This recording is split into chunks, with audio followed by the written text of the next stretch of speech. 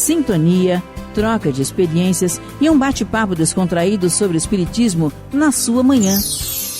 Deusa Nogueira explica a mediunidade no nosso dia a dia. Começa agora, na sua Rádio Rio de Janeiro, o programa Conversando sobre Mediunidade. Queridos amigos e irmãos, meu nome é Deusa Nogueira. Estamos aqui mais uma vez para o Conversando sobre a Mediunidade. Neste momento, estudando a obra Serra dos Médiuns de Emmanuel, através do médium Francisco Cândido Xavier. E hoje estamos na lição intitulada O Argumento. Essa lição é em torno da questão 29 de O Livro dos Médiuns, que nós vamos lê-la já já. É ainda das noções preliminares, no capítulo 3, o terceiro, que fala sobre o método. E ele vai falando sobre esses meios de convencimento. Então, no item 29, ele fala assim: os meios de convencimento variam extremamente, conforme os indivíduos. O que persuade a uns, nada produz sobre outros. Este convenceu-se através de algumas manifestações materiais. Este outro, por comunicações inteligentes. A grande maioria pelo raciocínio. Podemos até dizer que, para a maior parte daqueles que não se prepararam pelo raciocínio, os fenômenos materiais pouco peso têm. Quanto mais extraordinários são esses fenômenos, e quanto mais se afastam das leis conhecidas, mais oposições encontram. E isto por uma razão bem simples. É que somos naturalmente levados a duvidar de uma coisa que não tem sanção racional. Cada um a encara sob o seu ponto de vista e a explica à sua maneira. O materialista, nela vê uma causa puramente física ou uma mistificação. O ignorante e o supersticioso, uma causa diabólica ou sobrenatural. Enquanto que uma explicação prévia tem por efeito deduzir as ideias preconcebidas e mostrar, se não a realidade, pelo menos a possibilidade da coisa. Compreendem-na antes de a terem visto. Ora, desde que a possibilidade seja reconhecida, 3/4 da convicção já estão feitas. Então, ele aqui vai falando de algo que a gente muitas vezes fica com muita ansiedade de convencer o outro através do fenômeno.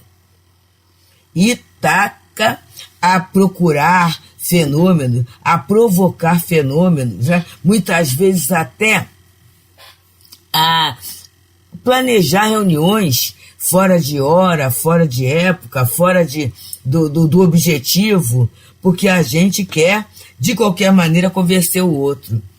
Mas é aquilo, meus amigos. Se o outro é materialista, ele vai ficar cada vez mais com o pensamento arraigado à ideia materialista, né? Se aquele outro ele é ignorante, supersticioso, ele vai ter dali um dogma, ou vai ter dali uma forma perigosíssima, muitas vezes de estar adulando o médium, né? De estar fazendo criando essas dificuldades todas. Então, meus amigos, a gente fica assim bem pensativo, né? A gente fica assim bem cuidadoso na forma de abordagem da doutrina para alguém que não é espírita, que não conhece a doutrina. E ele fala que o caminho da lógica será sempre o melhor caminho para essa conquista. Então, ele nos diz assim: Emmanuel, antes, amados, que te não compreendem, estimarias que todos crescem conforme crês. Alguns jazem desesperados nas trevas do pessimismo. Outros caem pouco a pouco no abismo da negação. Há muitos que te lançam insulto em rosto, como se a tua convicção fosse passo à loucura. E surpreendes, em cada canto, aqueles que te falam pelo diapasão da ironia. Mergulhas-te, muitas vezes, no oceano revolto das palavras veementes que os opositores, de imediato, não podem admitir.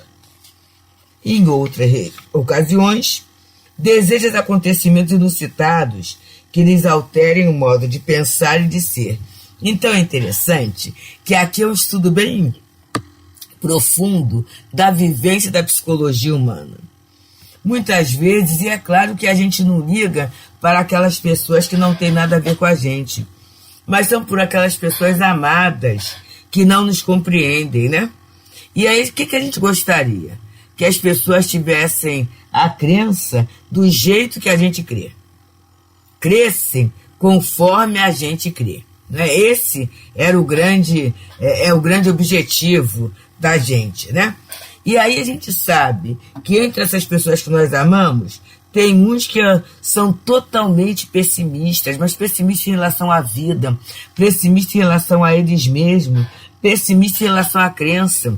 São aqueles que não querem crer. Outros, né, começam a negar. É aquele que nega tudo. Não é bem assim, não. E eles põem argumentos e contra-argumentos para provar que aquela nossa crença, que aquele nosso objetivo, ele é equivocado. Agora tem outros até que nos agridem. E nos agridem como se a nossa convicção fosse o passo à loucura. Você está louco, não é possível isso, você agora está fanático. A gente já ouviu algumas vezes de pessoas queridas do próprio círculo familiar. A religião divide a família. Esse negócio de se dedicar totalmente à religião não é certo. E as pessoas vão lançando isso, sabe? Como se a gente não tivesse lucidez para tomar decisões. Essa agressividade que vai chegando, né? E, na verdade, a gente vê muitas vezes o ciúme. É o ciúme da convivência, as pessoas querem uma exclusividade que a gente não consegue oferecer, né? Pela própria vida, porque se não fosse o tempo que estivéssemos na seara religiosa, na seara espírita, estaremos em outras searas, em outras situações, fazendo outras coisas. E aí ele continua dizendo: e surpreendes em cada canto aqueles que te falam pelo diapasão da ironia. Isso é muito. Você acredita em alma de outro mundo? E aí a pessoa não conhece, porque ela não conhece. Ela ouve dizer, ela supõe e ela despeja, né? Ela transborda aquilo que ela tem dentro dela, que é a ironia. E aí a gente começa a pensar assim, né? Tomara que aconteça uma coisa, aconteça um fenômeno físico, uma materialização, uma psicografia que dê uma prova irrecusável, e a gente vai, né? As pessoas vão desejando que aconteça algo que, na verdade, estará no domínio do maravilhoso, do sobrenatural, para o outro convencer. Mas Kardec fala ali sobre isso, que a pessoa, o descrente, ele vai continuar tão descrente quanto antes. Isso não vai mudar o seu modo de ver, a sua forma de pensar. E aí ele vai trazendo como padrão quem? Jesus, que é o nosso guia, que é o nosso modelo e que é o nosso ponto de referência. E ele diz: entretanto, recordemos o Cristo. Ninguém, quanto ele, deixou na retaguarda tantas demonstrações de poder celeste. Não é verdade, gente? Desde o seu nascimento. Mas olha só, o nascimento dele numa manjedoura, enquanto para nós a humildade, a virtude mais difícil de ser conquistada, então a estada de Jesus na manjedoura é algo glorioso, né? É algo lindo, é algo marcante. Para muitas pessoas, isso não é vitória. Isso é humilhação. A desencarnação de Jesus, né, crucificado, perdoando, para nós é um exemplo generoso de glória, de vencer a si mesmo, de perdão, de amor, de superioridade moral. Mas para quem tem a visão calcada na vida material, isso aí é um absurdo, isso aí é uma loucura, é uma humilhação. E seguir uma criatura desta? Então, mas ele deixou essas provas. Mas só para quem, gente? para quem tiver olhos de ver e ouvidos de ouvir, para aquele que conseguir mudar o seu ponto de vista. Enquanto eu sou materialista, enquanto eu sou supersticioso, enquanto eu sou ignorante, enquanto meu ponto de vista está totalmente ligado ao comodismo, a não querer pensar, aos argumentos da negação, pode acontecer o que acontecer. Que eu vou achar que é fanatismo do outro, que não está certo, eu não vou conseguir ter essa grande lucidez, esse olho de ver, né? Esse ouvido de ouvir. E ele continua dizendo assim: deu nova estrutura à forma dos elementos, apaziguou as energias desvairadas da natureza. Então é muito lindo naquele momento da grande tempestade, né? A grande tempestade, e Jesus dorme, e há inquietação por parte de Judas, e João está confiante, mas Judas insiste. E aí naquele momento em que Jesus é acordado, né, o discípulo com medo da desencarnação, Jesus fala: ventos, calai, ondas, serenai. E a partir dali há um apaziguamento muito grande e eles ficam impressionados.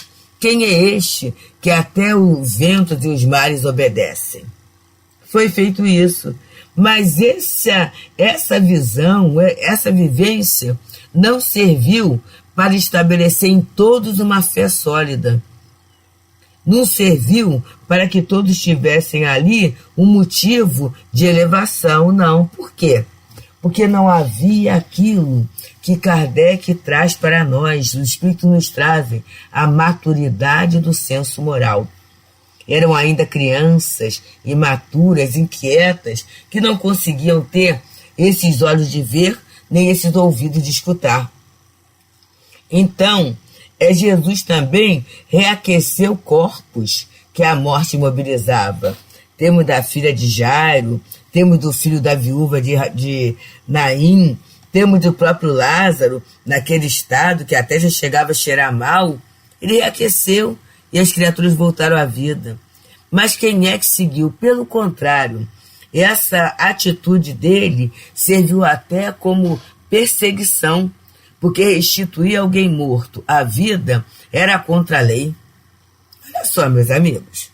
Então é para a gente pensar, não é, que o fenômeno em si, essa visão em si, se ela não for compreendida através da razão, se não for vista nela uma finalidade, a criatura continuará tão descrente quanto antes. E é esse, meus amigos, o trabalho generoso da Rádio Rio de Janeiro. Estamos aqui conversando sobre a mediunidade, nesse espaço de tempo em que a gente vai trazendo o fenômeno, sim, mas as consequências morais do fenômeno para a nossa vida. E a rádio, ao longo de todo esse tempo, tem feito isso. Tem trazido essa oportunidade de nós refletirmos acerca da doutrina, as consequências da doutrina nos fatos do dia a dia. Tudo isso a rádio nos oferece para quê? Para consolidar a nossa fé e para que a gente tenha coragem de mudar o nosso ponto de vista em relação à vida.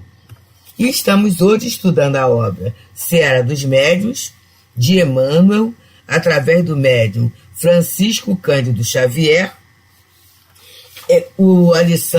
a sexta lição, intitulada O Argumento. E ele traz Jesus nessa questão do convencimento. Ele continua: restituiu a visão aos cegos, restaurou paralíticos, limpou feridentos, curou alienados mentais, operou maravilhas atribuíveis somente à ciência divina. Contudo, não foi pelos deslumbramentos produzidos que se converteu em mentor excelso da humanidade. Então, não foi por nenhum desses fenômenos que Jesus dividiu a época, a era, em antes e depois. Não foi pelo fenômeno.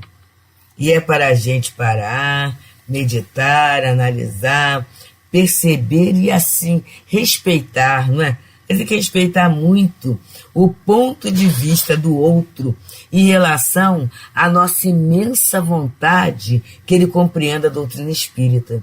Se Jesus não conseguiu, através de tudo que foi visto e reportado e analisado, né, e escrito pelos contemporâneos, será que nós poderemos fazer mais do que o Cristo? É para a nossa meditação, meus amigos. E Jesus também, diz Emmanuel, curou alienados mentais. Operou maravilhas somente atribuídas à ciência divina. Vamos pensar, meus amigos, se a ciência da nossa época está desafiada com tantas situações, imaginemos a ciência na época de Jesus. Não tinha condições, não tinha protocolo.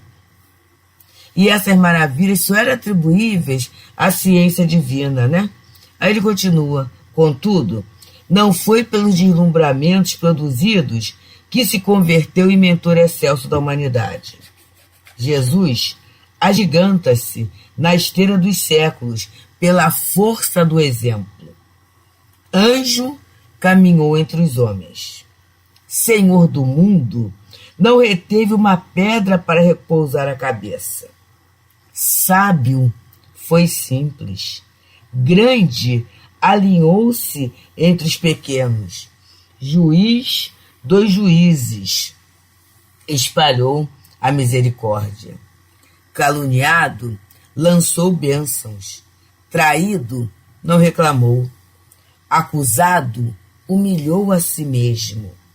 Ferido, esqueceu toda ofensa. Injuriado, silenciou. Crucificado, pediu perdão para os próprios verdugos. Abandonado, voltou para auxiliar. Então, quando Kardec, no item 29, ele fala, né, da questão do raciocínio, tudo isso, e aqui Emmanuel, quando traz Jesus, ele traz a força do exemplo. E aí vamos pensar, meus amigos, como é que os postulados da doutrina espírita têm funcionado em nossa vida. Porque se a palavra comove, a expressão é muito falada, mas é muito importante pensarmos, o exemplo arrasta. E nós somos observados. E alguém há de pensar assim, por que o fulano, nessa situação, em que o comum seria agir desta ou daquela maneira, ele está agindo de uma forma diferenciada. O comportamento é observado, meus amigos. E é dentro dessa observação, né, do comportamento que a gente vai tendo uma visão mais clara, uma visão dos efeitos, para produzir um comportamento ajustado, equilibrado. É sinal que essa doutrina oferece algo que é importante, que é sustentação. É essa força do exemplo que a doutrina espírita tem. E a doutrina espírita, como doutrina cristã, ela vai revisitando Jesus. Vai revisitando a simplicidade de Jesus, né? Vai simplificando o desapego de Jesus, a confraternização, a capacidade de amar e de andar junto a todos, a misericórdia de Jesus diante de tanta ignorância, de tanta dificuldade, a resistência à calúnia, ele não entrar na mesma faixa dos caluniadores, não reclamar, ele se humilha, né? Ele, mesmo sendo acusado, ele esquece a ofensa, ele perdoa. Então, gente, é um padrão de saúde moral. E nós podemos ver em Jesus esse mestre extremamente saudável. E a doutrina espírita, através da ideia de Deus, através da ideia da imortalidade, através da ideia das reencarnações, através do trazimento, do depoimento dos próprios amigos espirituais que partem e vêm contar o seu estado, de acordo com a vida que viveram, ela vai nos dando subsídios para quê? Para nós termos como objetivo, como meta, é uma vida cristã. Então, a vida espírita seria a vida cristã, para que esses postulados façam sentido no nosso dia a dia. É a força do exemplo, não para convencer o outro, mas vivendo melhor. E se a gente vive melhor, a busca do melhor, ela está no coração de todas as pessoas. Então, a gente vai sendo observado por encarnados e desencarnados. E eles vão deduzindo assim: vale a pena ser espírita, vale a pena ser cristão. E ele, então, encerra essa lição belíssima, cujo título é o argumento, assim: ação é voz que fala a razão. Se aspiras assim a convencer os que te rodeiam quanto à verdade, não ouvides que, acima de todos os fenômenos passageiros e discutíveis, o único argumento edificante que dispões é o da tua própria conduta, no livro da própria vida. Então, o fenômeno é passageiro. Quantas vezes o próprio médium, que foi o objeto do fenômeno, ele fala assim: será que foi mesmo? Não foi impressão, não? Principalmente aqueles fenômenos que passam pela intuição, pelo campo da consciência. Mas, na verdade, a boa ação, o bom exemplo, a boa palavra, isso jamais vai sair da nossa mente e da nossa vida. Aquele comportamento sóbrio, equilibrado, no momento do maior desequilíbrio, no momento da maior em que as pessoas estavam desarvoradas, e aquela pessoa se manteve equilibrada, e aquela pessoa teve a conduta cristã, isso jamais vai sair da nossa mente. Lembro agora uma vez, numa posição de assalto, em que a pessoa estava ali, e a pessoa, assim, ela conseguiu conversar com quem estava assaltando de uma forma tão tranquila, de uma forma tão coerente, que ficou na nossa mente. E essa pessoa é espírita. Lembramos, assim, é muito, muito próximo de nós, né? A nossa querida amiga Tereza Almeida passou por uma questão de um desmaio, foi para a emergência, foi para a UTI, e na UTI, quando fomos visitá-la, a doutora falou para uma outra médica, a amiga Eliane, que foi também, falou assim: eu nunca vi isso. Eu nunca vi uma pessoa tão calma numa UTI. E aí a gente vai chegando, né, à conclusão: ela é espírita. Ela é espírita. Então, aquilo que ela estuda, aquilo que ela vivencia, e a gente não viu só nesse momento, em momento de desencarnação, de irmãos, tudo isso, e pertinho dela ela falou assim: a gente estuda tanto para quê, não é? É para afirmar essa certeza. Então, são imagens, são exemplos, são modelos, gente, que fica armazenado na alma de todos nós. Fica armazenado na alma de todos nós. Então, se a gente quer convencer ou converter alguém, que a gente não esqueça da cartilha do exemplo, como ele diz aqui, né? Dessa, a conduta nossa no livro da nossa própria vida. E na hora em que estiver difícil, que a gente recorra à oração, que a gente peça a ajuda desses amigos espirituais que estão sempre prontos a nos ajudarem a fazermos o melhor, a sermos o melhor, a caminharmos em direção ao bem. Esse é o objetivo da vida, esse é o objetivo da doutrina, esse é o objetivo de Jesus junto aos nossos corações. Muita paz. Deusa Nogueira explica a mediunidade no nosso dia a dia. Programa Conversando sobre Mediunidade.